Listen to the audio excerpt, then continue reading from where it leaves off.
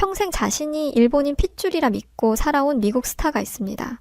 그는 평소에 일본 음식만 먹고 일본 만화를 보며 일본을 찬양해 왔는데요.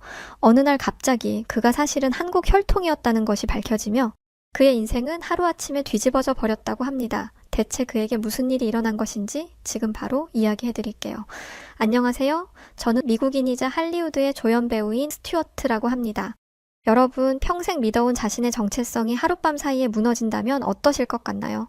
그것도 방송 중에 말이죠. 그 끔찍한 일이 제게 실제로 벌어졌고 그 순간 머릿속이 새하얘지며 저는 정말이지 기절초풍할 것 같았죠. 다행히 지금은 그 혼란을 딛고 저는 이제 완전한 한국인의 후손이 되어 당당하게 살아가고 있답니다. 그럼 지금부터 제 인생을 뒤흔든 충격적인 사건들을 하나하나 말씀드릴게요. 저는 어릴 때부터 제 할머니가 일본인이라고 생각하며 자랐어요. 저희 집안 가계도를 보면 할머니 성함이 히로코라고 적혀 있었고 그 때문에 저는 할머니가 당연히 일본인이라고 생각했죠. 저는 제 몸에 일본인의 피가 흐른다는 것이 꽤나 마음에 들었는데 당시 일본은 아시아에서 제일 잘 나가는 나라였기 때문이죠. 저는 늘 일본이 세련되고 멋진 나라라고 생각했고 일본 영화도 즐겨보고 일본 음식도 일주일에 3번씩은 꼭 먹었어요. 그런 저를 보며 친구들은 패트릭, 넌 일본 피가 섞여서 그런지 일본 문화를 진짜 좋아하는구나 이렇게 말하곤 했죠. 그렇게 지내다 보니 어느 순간 저는 마치 제가 일본의 대변인이라도 된 듯 행동하게 되더라고요. 어쩌다 한일 갈등 같은 주제의 이야기가 나올 때면 저는 늘 일본 편을 들었어요. 2018년 한국 대법원에서 일본 기업이 조선의 강제징용 피해자에게 배상하라는 판결이 내려졌을 때도 저는 이렇게 말했죠. 한국은 왜 자꾸 과거를 들춰내는 거지? 이미 몇십 년이나 지나간 옛날 일인데 객관적으로 봤을 때 한국인들은 너무 집요하고 쿨하지 못한 것 같아. 한국한테 맨날 머리채 잡히는 일본이 너무 불쌍해. 지금 생각하면 정말 부끄럽고 어리석은 언행이었지만 당시에 저는 그게 멋있어 보인다고 생각했던 것 같아요. 제가 객관적이라고 믿어 의심치 않았던 일들이 사실은 얼마나 편향되고 무지한 것이었는지 그때 저를 생각하면 지금도 얼굴이 화끈거린답니다.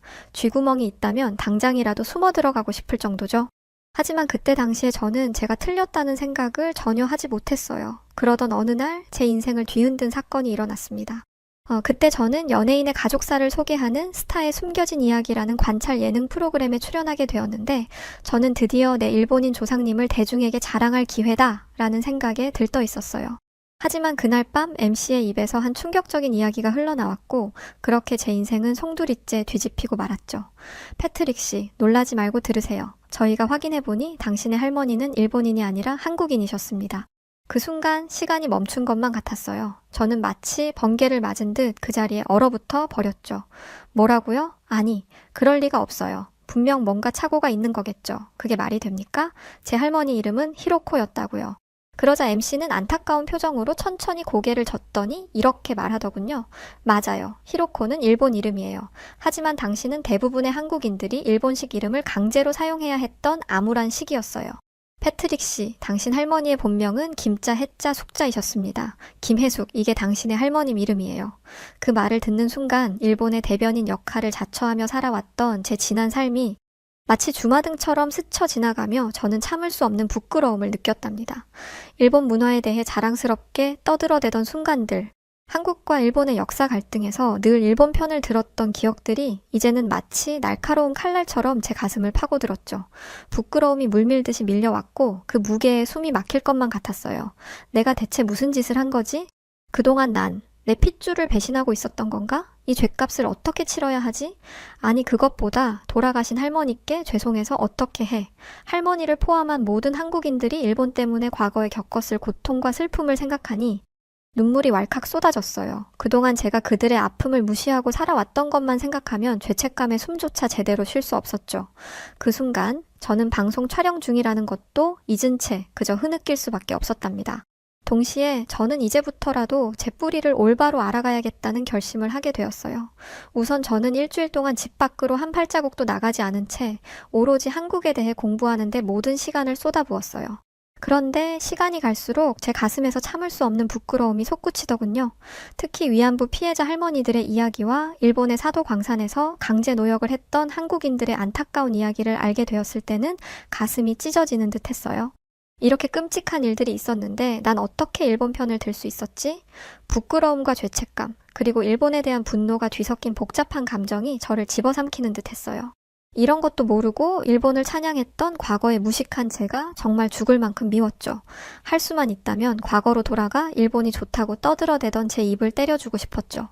하지만 지난 시간을 돌이킬 수 있는 방법은 없었고 저는 이제부터라도 진짜 한국인답게 살아가기로 결심했답니다.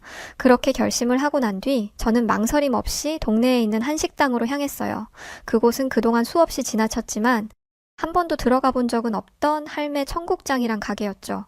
괜히 긴장되는 마음에 침을 꿀꺽 삼키며 가게 문을 열자 낯선 향기가 제 코를 찌르더군요. 그건 마치 오래된 양말과 치즈를 섞어 놓은 듯한 독특한 향기였죠.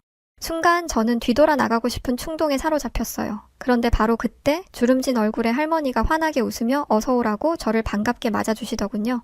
할머니의 그 얼굴을 보는데 차마 밖으로 나갈 수가 없더라고요. 결국 저는 두 눈을 질끈 감고 청국장을 주문했죠. 잠시 후 뜨끈한 청국장 찌개 정식이 차려졌고 저는 엄청난 긴장 속에 조심스레 한 숟가락을 떠서 입에 넣었어요. 그 순간 저는 저도 모르게 오마이갓 하고 비명을 지르고 말았답니다. 그건 정말이지 충격적인 맛이었어요. 뭐랄까 우주의 신비를 한 숟가락에 담아 먹는 듯한 느낌이었죠. 그 후로 두 번째 숟가락을 입에 넣기까지는 어마어마한 용기가 필요했어요. 이걸 정말 다시 먹어야 하나 하는 생각이 들었지만 이미 엎질러진 물 꾹 참고 먹어보기로 했죠. 그런데 세 번째, 네 번째 숟가락을 뜨다 보니 제 입 안에서 미묘한 변화가 일어나더군요. 처음에 충격이 지나가고 나니 청국장 특유의 깊은 맛이 조금씩 느껴지기 시작한 거예요. 이거 괜찮은데? 묘하게 중독성 있는 향과 구수하면서도 깊은 맛에 저는 어느새 중독되기 시작했어요. 이게 바로 한국인의 맛인가 싶기도 하고 제 몸속에 있던 가짜 일본인이 빠져나가고 진짜 한국인이 들어오는 것 같은 기분이 들기도 했죠. 그런 생각을 하며 숟가락질을 하다 보니 어느새 청국장 찌개를 바닥까지 다 비우게 되더군요. 이게 진짜 내 피가 원하던 맛이구나. 청국장 찌개는 그동안 제가 매일같이 먹어왔던 초밥과는 완전히 달랐어요. 초밥이 잔잔한 호수라면 청국장 찌개는 거친 파도와 거대한 깊이를 자랑하는 바다와 같았죠. 그 순간 저는 제 인생 음식이 완전히 바뀌었다는 것을 깨달았답니다. 그렇게 가게를 나와 집으로 가는 길, 저는 지나가다 한식당이 보일 때마다 발걸음을 멈춰 세우고는 이렇게 중얼거렸어요. 내일은 여기, 그리고 모레는 저기에 가봐야지. 저는 한식의 매력에 푹 빠져버렸고 그날 이후 아침에는 된장찌개, 점심은 비빔밥, 저녁은 삼겹살. 이렇게 하루 세 끼를 온갖 한식으로 채우며 행복한 나날을 보냈죠. 주말이면 새로운 한식당을 찾아다니는 게 취미가 되었고 한식 요리 교실에도 등록했답니다. 그러던 어느 날 오랜만에 동창회 초대장을 받게 되었어요. 그런데 솔직히 조금 걱정이 되더라고요. 친구들도 아마 스타의 숨겨진 이야기를 다 봤을 텐데 어떤 얼굴로 친구들을 만나야 하는지 신경이 쓰였죠. 예전에 저는 일본 대변인이라고 불릴 정도로 일본만을 찬양해댔는데 지금 저는 완전 한국에 중독되어 버렸으니 꼴이 우스워 보이지는 않을까 하는 생각도 들었고요. 하지만 얼마 안 가 저는 이렇게 스스로를 다잡았어요. 에이, 뭐 어때? 청국장 파워로 무장도 했겠다. 두려울 게 뭐 있어. 한국인답게 부딪혀보는 거야. 그렇게 저는 설렘 반 걱정 반의 마음으로 동창회 날을 기다렸답니다. 동창회에서 어떤 끔찍한 일이 벌어질지도 모른 채 말이죠. 며칠 후 드디어 동창회 날이 밝았고 저는 애써 아무렇지 않은 척하며 동창회장에 들어섰어요. 다행히 친구들은 걱정과 달리 저를 반갑게 맞아주었죠. 오랜만에 친구들을 만나니 기분이 아주 좋더군요. 그렇게 마음을 놓은 순간 한 여자친구가 제게 다가와 말을 걸었는데 그 친구는 바로 일본인 사쿠라였죠. 사쿠라는 저와 고등학교 때부터 절친한 사이였는데 그녀를 보자 복잡한 감정이 밀려왔어요. 예전에 저는 일본을 너무나 좋아했고 저 역시 사쿠라와 같은 일본인 혈통이라고 믿었기에 그 애와 가깝게 지냈던 건데 이제는 모든 게 달라졌으니까요. 머릿속이 복잡해지는 그 순간 사쿠라의 입이 열리며 지옥문도 함께 열리기 시작했어요. 패트릭, 나 네가 출연한 TV 방송 봤어. 네가 일본이 아닌 한국인의 후손이었다니. 불쌍해서 어떡하니. 정말 많이 힘들고 속상하겠다. 사쿠라는 눈물까지 글썽이며 저를 안쓰러워 하더군요. 순간 기분이 나빠진 저는 내가 뭐가 불쌍하다는 거냐고 따지려고 했는데 사쿠라는 제 표정이 굳은 것을 알아차리지 못한 것인지 아니면 그냥 무시하는 것인지 계속해서 마음대로 떠들어대더군요. 그래도 걱정하지 마. 네가 한국인 핏줄이라고 해서 널 무시하지는 않을 테니까. 넌 여전히 내 소중한 친구야. 물론 다른 한국인들은 절대 그렇지 않지만 말이 나와서 하는 말인데 요즘 한국인들 너무 심하지 않아? 대체 과거 일로 일본한테 언제까지 사과를 하라고 하는 건지, 과거는 과거일 뿐이잖아? 예전에 저였다면 그녀의 말에 동의했을 겁니다. 하지만 지금은 달랐죠. 저는 당당한 태도로 목소리를 높여 이렇게 말했어요. 사쿠라, 넌 일본이 한국에 어떤 짓을 했는지는 알고 그렇게 뻔뻔한 소리를 하는 거야. 불과 80년 전에 너희 일본은 한국인들을 전쟁 노예로 부려먹었다고. 싸늘한 제 목소리에 동창회장의 분위기는 순식간에 얼어붙었습니다. 모두의 시선이 저와 사쿠라에게 집중되었죠. 사쿠라가 당황한 듯 주변을 둘러보더니 이내 떨리는 목소리로 이렇게 말하더군요. 그래도 그건 오래전 일일 뿐이잖아. 이제는 그냥 잊고 앞으로 나아가야 하는 거 아니야? 그때는 일본도 많은 희생을 치렀다고. 히로시마와 나가사키를 봐. 그리고 일본은 이미 한국에 수없이 많이 사과했다고. 그때 저는 참을 수 없는 분노의 눈에서 불꽃을 튀기며 이렇게 따져 물었어요. 사과? 넌 일본이 한국에 정말 제대로 된 사과를 한 적이 있다고 생각해? 다른 나라 사람을 전쟁 노예로 부려놓고 고작 유감이라고 얘기하는 게 일본인들한테는 사과야? 제 말에 사쿠라는 얼굴을 붉히더니 곧이어 두 눈에 쌍심지를 켜며 이렇게 대답했어요. 일본만 그랬어? 미국이나 프랑스, 영국도 전부 다른 나라를 노예처럼 부려먹었다고. 그런데 왜 일본한테만 난리야? 저는 사쿠라의 이 뻔뻔한 말에 어이가 없어서 말문이 막힐 지경이었지만 겨우 이성을 유지한 채 이렇게 되받아쳤어요. 전 세계 어디를 뒤져봐도 일본만큼 다른 나라를 잔인하게 짓밟은 경우는 없어. 과거 일본은 한국인들의 이름을 억지로 빼앗고 한글도, 한국말도 못 쓰게 했지. 그건 한민족을 아예 역사 속에서 사라지게 만들려는 수작이었잖아. 일본한테만 난리인 게 아니라 오로지 일본만이 그런 끔찍한 짓을 저질렀기 때문에 이렇게 얘기하는 거야. 사쿠라가 말문이 막힌 듯 잠시 침묵했습니다.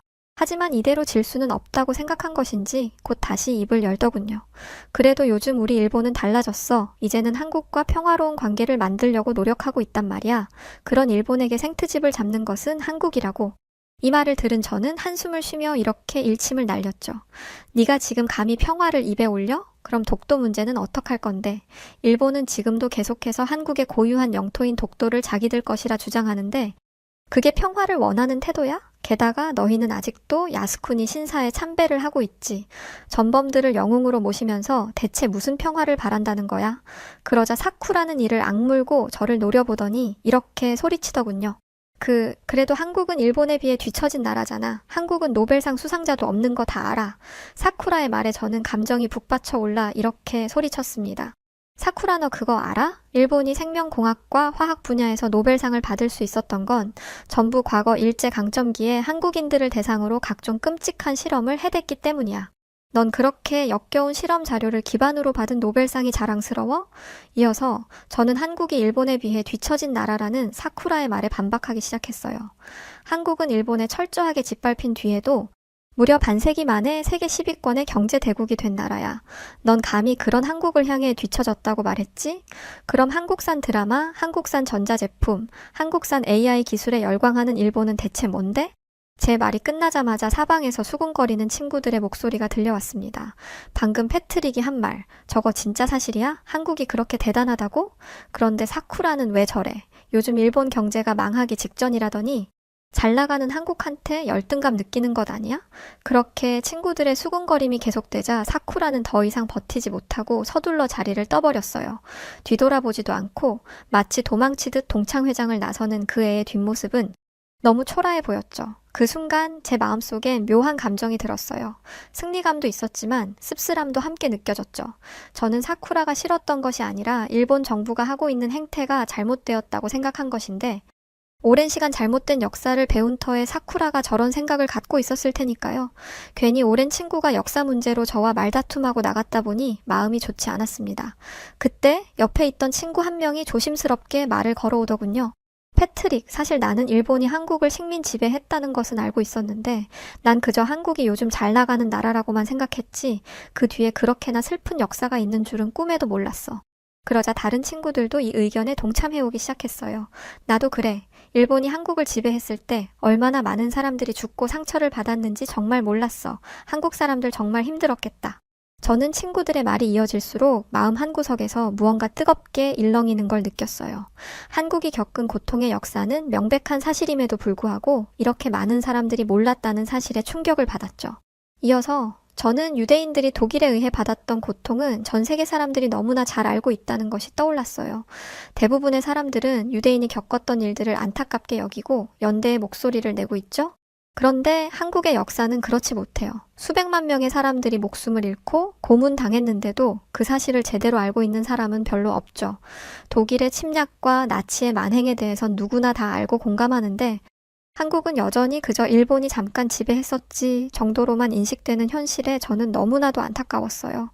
그 순간 제게 어떤 강렬한 열망이 생겨나기 시작했어요. 그건 바로 전 세계 사람들이 한국의 역사를 제대로 알 수 있도록 나부터 나서야 한다는 강렬한 사명이었죠. 그래, 이제부터는 내 뿌리와 내 역사를 더 많은 사람들에게 알려야겠어. 이 결심은 마치 제 가슴속에 불을 붙였고 그날 이후 제 인생은 완전히 달라지기 시작했어요. 첫 번째 변화는 바로 배역 선택에서 나타났죠. 어느 날 매니저가 신나는 얼굴을 하고는 대본 하나를 제게 내밀더군요. 패트릭, 좋은 소식이야. 전쟁 영웅인 일본 사무라이 역할이 들어왔어. 완전 스케일 큰 블록버스터 영화인데 출연료도 어마어마하다고? 예전에 저 같았으면 두근거리는 마음으로 얼른 대본을 펼쳐봤을 텐데 이번에는 그러지 않았죠. 저는 깊은 한숨을 내쉬며 단호하게 말했어요. 나 그 배역 안 해. 매니저는 갑작스러운 제 반응에 당황한 표정을 지으며 이렇게 소리쳤어요. 뭐, 안 한다니? 그게 무슨 소리야? 이건 정말 엄청난 기회라고. 너 이 배역 놓치면 후회할 거야. 그럼에도 불구하고 저는 고개를 저으며 이제 일본인 역할은 절대 하지 않을 거라고 답했죠. 나는 한국인이야. 내 정체성을 분명하게 알게 된 이상 일본 사무라이 역할은 맡을 수 없어.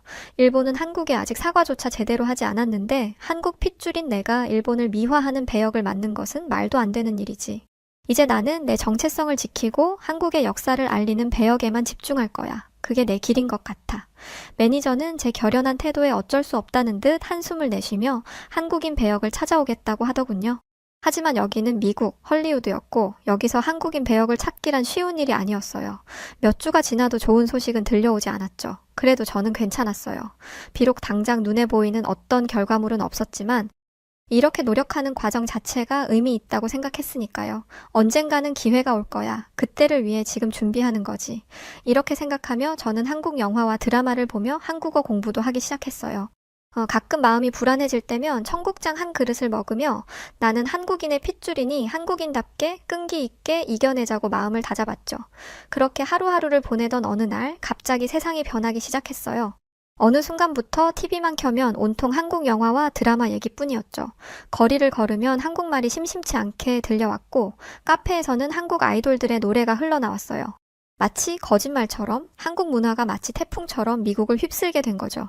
K-팝, K-드라마, K-뷰티, K-푸드, K-무비까지 이제 이런 단어들은 미국에서 일상이 되어버렸어요.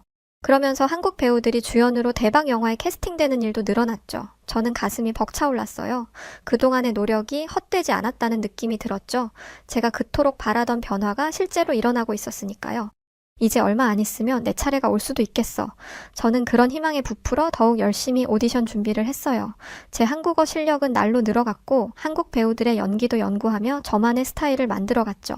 그리고 마침내 그토록 기다리던 기회가 찾아왔어요. 매니저에게서 전화가 온 거예요. 패트릭, 드디어 네가 기다리던 소식이야. 브로드웨이에서 배우를 캐스팅하는 중인데 제작사에서 너를 한번 보고 싶대. 매니저의 말을 듣는 순간 저는 정말 꿈을 꾸는 것만 같았어요. 도저히 믿기지 않아 제가 방금 들은 말이 사실인지 다시 한번 확인할 정도였죠. 그러자 매니저는 정말이라며 며칠 뒤에 오디션을 보러 갈 것이니 준비 단단히 해두라고 하더군요. 그 말에 저는 거실 한가운데 그대로 주저앉아 눈물을 쏟았어요. 그동안의 노력, 좌절, 희망이 주마등처럼 스쳐 지나갔죠. 그리고 마침내 오디션 당일 저는 아침 일찍 일어나 할머니의 청국장으로 든든히 배를 채웠어요. 그리고는 그 힘으로 오디션을 보러 갔죠. 안녕하세요. 저는 위대한 한국의 핏줄을 진하게 이은 패트릭이라고 합니다. 저는 이렇게 또박또박 한국어로 인사를 했어요. 그러자 제작진의 눈이 반짝 빛나더군요. 아무래도 요즘 한국이 대세이다 보니 제게 엄청난 기대를 하고 있는 것 같았어요. 저는 그 기대에 부응하고자 혼신의 힘을 다해 준비해온 연기를 펼쳤죠. 그리고 마침내 연기를 끝낸 순간 우렁찬 박수 소리가 들려왔어요. 브라보, 정말 완벽해요. 당신이 바로 우리가 찾던 그 사람이에요. 그 말을 듣는 순간 저는 무대 위에 그대로 주저앉아 흐느끼고 말았죠. 제 입에서는 감사하다는 말이 쏟아져 나왔고요. 이건 정말 제가 꿈꾸던 순간이었고 제가 찾아 헤매던 자리였어요. 한국인으로서 배우로서 그리고 진정한 나 자신으로서의 새로운 시작이었죠. 잠시 후 극장을 나서는 길에 따스한 햇살이 제 얼굴을 감싸더군요. 그런데 꼭 그게 제 돌아가신 할머니의 손길 같았어요. 그 순간 가슴 한편이 찌릿하며 울컥하더군요. 할머니, 저 이제 할머니를 닮은 자랑스러운 한국인으로 살아갈 거예요. 하늘에서 지켜봐 주세요. 그렇게 저는 새로운 희망을 안고 제 인생의 새 장을 향해 발걸음을 내딛었답니다. 할머니의 사랑과 제 뿌리에 대한 자부심을 가슴에 품은 채로 말이죠. 그날 이후 제 삶은 정말 바쁘게 돌아가고 있어요. 브로드웨이 작품 준비로 매일 밤낮 없이 연습하는 와중에도 한국계 미국 청소년들을 위한 멘토링 프로그램에도 참여하고 있거든요. 이 프로그램에서 저는 일제강점기의 역사와 한국의 현대사에 대해 강연을 하고 있죠. 여러분, 대한민국이라는 나라의 역사는 고난과 극복의 연속이었습니다. 먼저 일제강점기를 생각해 봅시다. 1910년부터 1945년까지 35년간 한국 사람들은 일본의 지배 아래에 있었어요. 그때는 정말이지 암흑의 시기였죠. 하지만 한국인들은 결코 굴하지 않았어요. 3.1 운동을 통해 한국이 자주 독립국임을 당당하게 외쳤죠. 그 후에 한국전쟁으로 온 국토가 폐허가 되었을 때도 한국인들은 마치 불사조처럼 전쟁의 잿더미 속에서 다시 일어섰죠. 한강의 기적이라고 불리는 이 경제 성장은 전 세계를 놀라게 할 정도였죠. 하지만 1997년 또 다른 시련이 찾아왔어요. 바로 IMF 외환위기였죠. 이 부분에서 저는 잠시 멈추고 아이들의 반응을 살펴보았어요. 그들의 눈에는 걱정이 가득했죠. 저는 그들을 향해 걱정하지 말라는 뜻으로 한번 미소를 지어준 후 이야기를 계속했어요. 한국인들은 금 모으기 운동으로 급한 불을 끈 뒤 반도체 산업을 일으켰고 무려 3년 만에 IMF 관리 체제에서 벗어날 수 있었어요. 이건 세계 경제 역사상 유례없는 빠른 회복이었죠. 제가 이렇게 말하자 아이들의 얼굴에 자부심이 생기기 시작하더군요. 그때 마지막 결정타로 저는 이렇게 힘주어 말했습니다. 그리고 지금 대한민국은 세계를 호령하는 경제대국이 되었고 한국 문화는 전 세계를 강타하고 있죠. 여러분, 이것이 바로 한국의 역사입니다. 고난을 이겨내고 더 강해진 우리 민족의 이야기죠. 우리는 이 역사를 자랑스러워해야 합니다. 그리고 이 정신을 이어받아 우리는 앞으로 더 나은 미래를 만들어 가야 합니다.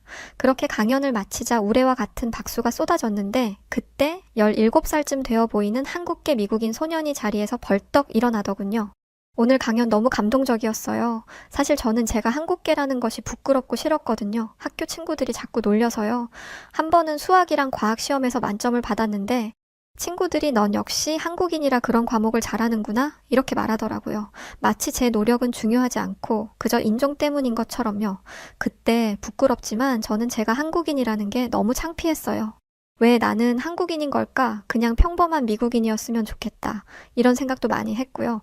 그런데 오늘 강연을 들으면서 처음으로 제가 한국인이라는 사실이 자랑스럽다고 느꼈어요.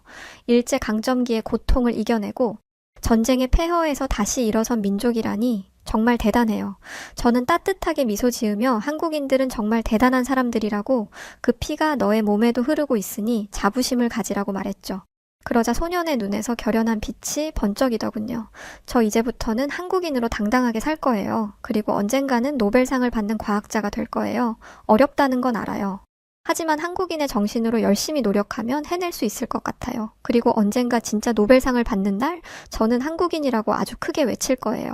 그렇게 말하는 소년의 눈에는 한국인다운 열정이 가득 차 있었어요. 물론 저는 이 소년과 잠깐 짧게 대화한 것뿐이고 이 대화로 인해 앞으로 어떤 일이 벌어질지 아무도 알 수 없지만 저는 한 가지는 확신할 수 있었어요. 그건 바로 한국이 노벨상에 한 발자국 더 가까이 다가가기 시작했다는 것이었죠. 그 순간 저는 제 역할의 중요성을 다시 한번 깨달았어요. 그러면서 저는 이런 생각도 하게 되었죠. 그동안 내가 한국과 일본 사이에서 혼란스러움을 겪었던 것은 다 이런 순간을 위해서였던 것 아닐까? 이 깨달음은 마치 오랫동안 풀지 못했던 퍼즐의 마지막 조각을 맞춘 것 같은 느낌이었어요. 제 인생의 모든 순간들, 심지어 가장 어렵고 혼란스러웠던 시기조차도 이 순간을 위한 준비였다는 생각에 가슴이 뭉클해졌죠. 그래서 저는 결심했어요. 제 남은 생애를 한국과 일본, 그리고 전 세계의 평화와 이해를 위해 바치기로 말이에요. 저는 이것이 제 삶의 목적이자 제 모든 경험의 결실이라고 믿어요. 만약 저의 이런 모습을 하늘나라에 계신 할머니가 저를 보고 계시다면 뭐라고 생각하실까요? 아마도 이렇게 말씀하시지 않을까요? 패트릭, 할머니가 평생 하지 못했던 이야기를 네가 대신 해주고 있구나. 정말 고맙다. 고마워. 이런 상상을 하면 제 눈에는 어김없이 눈물이 고인답니다. 그리고 다시 한번 이렇게 다짐하곤 해요. 할머니, 저는 앞으로도 지금처럼 우리의 역사를 전 세계에 알리고 청소년들에게 한국인의 자부심을 전할게요. 재미교포 2세, 3세들이 자신의 뿌리를 잊지 않도록 돕고 그들에게 한국의 역사와 정신을 널리 알리는 것이 이제는 제 사명이 된 것 같아요. 그들이 자신의 정체성을 부끄러워하지 않고 오히려 그것을 자랑스럽게 여기며 살아갈 수 있도록 최선을 다해 도울게요. 할머니께서 하늘나라에서 이 이야기를 들으신다면 조금이나마 기뻐하시겠죠? 저는 그렇게라도 한국인인 할머니를 일본인이라 착각하고 살아온 제 잘못을 씻어내고 싶어요. 동시에 제 사연이 한국인 여러분 한 분 한 분의 가슴에 작은 불씨를 지피는 계기가 되기를 바라요. 그 불씨가 모여 큰 불꽃이 되고 그 불꽃은 자부심이 되어 세계 무대에서 우리를 당당히 빛나게 해줄 테니까요. 그럼 자랑스러운 한국인의 후손님에 감사하며 저의 이야기는 이만 마치도록 하겠습니다. 네, 오늘 사연 여기까지입니다. 미국에는 한국인의 피가 섞여 있는 교포들이 많이 있다고 합니다. 그런데 이런 분들이 모여 역사를 함께 배우고 한국의 피를 가진 것에 자부심을 가지고 살고 있다고 하는데요. 아마 오늘 사연이 그런 분들을 대변했던 사연이 아니었나 싶네요. 늘 한국을 위해 애써주셔서 고맙습니다. 자, 여러분, 그럼 오늘 사연 어떻게 들으셨나요? 사연이 좋으셨다면 구독과 좋아요 부탁드리고요. 지금까지 저는 여우튜브 송은지였습니다. 영상 끝까지 시청해주셔서 감사드리고 언제나처럼 늘 우리 구독자분들 사랑합니다. 감사합니다. 당신만의